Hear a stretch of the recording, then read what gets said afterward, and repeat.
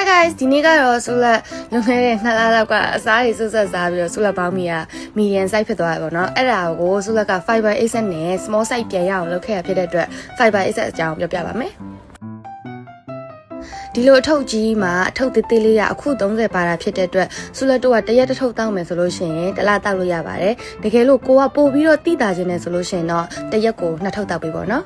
ပိန်စင်းမဟုတ်တဲ့အတွက်သူက side effect မရှိတဲ့အပြင်ကို FDA လည်းရပြီးသားမဟုတ်လို့အကုန်လုံးယုံကြည်စိတ်ချစွာနဲ့တောက်လို့ရပါတယ်ကိုဝင်တယ်တွေတော့မပါပါဘူးရှင်အဓိကကတော့ဦးလန်းချောင်းကိုနေ့စဉ်ရှင်းပေးတဲ့သဘောမျိုးပေါ့နော်အစီဖြစ်လာတယ်ဆိုတာကလည်းဦးလန်းချောင်းထဲမှာကိုစားရတဲ့အစီတွေအစာတွေကဝမ်းအဖြစ်မသွားဘူးဆိုလို့ရှိရင်အစီဆိုပြီးတော့ဖြစ်လာတာပေါ့နော်အဲ့ဒါကိုညတိုင်း fiber access နဲ့ဦးလန်းချောင်းကိုပုံမှန်ရှင်းပေးမယ်ဆိုလို့ရှိရင်အစီတွေကလည်းအီးတွေဖြစ်သွားမယ်ဘိုက်ကလေးကလည်းတဖြည်းဖြည်းချက်ပြီးတော့လက်မောင်းလေးတွေကလည်းတဖြည်းဖြည်းသေးလာမှာပေါ့နော်နောက်ထပ်တစ်ခုကကိုကပိန်ဝဝဝမ်းချုပ်တတ်တယ်ဆိုလို့ရှိရင်ဒါအောင်နေတိုင်းတောက်ပေးတဲ့နေပေါ့နော်ဘာလို့လဲဆိုတော့ဝမ်းပုံမှန်သွားတဲ့လူတွေထက်စားလို့ရှိရင်ဝမ်းချုပ်တတ်တဲ့လူတွေကပို့ပြီးတော့အသားရည်ပိုညစ်တယ်ဝက်ချံပိုထွက်တတ်တယ်ဆိုလဲဆိုလို့ရှိရင်ပုံမှန်စိုက်ဖြစ်သွားပြီးဒါပေမဲ့ကွက်ကိုကျန်းမာရေးအတွက်ဆက်တောက်ဖြစ်တယ်အဲ့တော့ကိုကကိုတောက်ဖို့လိုတယ်မလိုဘူးကွက်ကိုအတီးဆုံးမလို့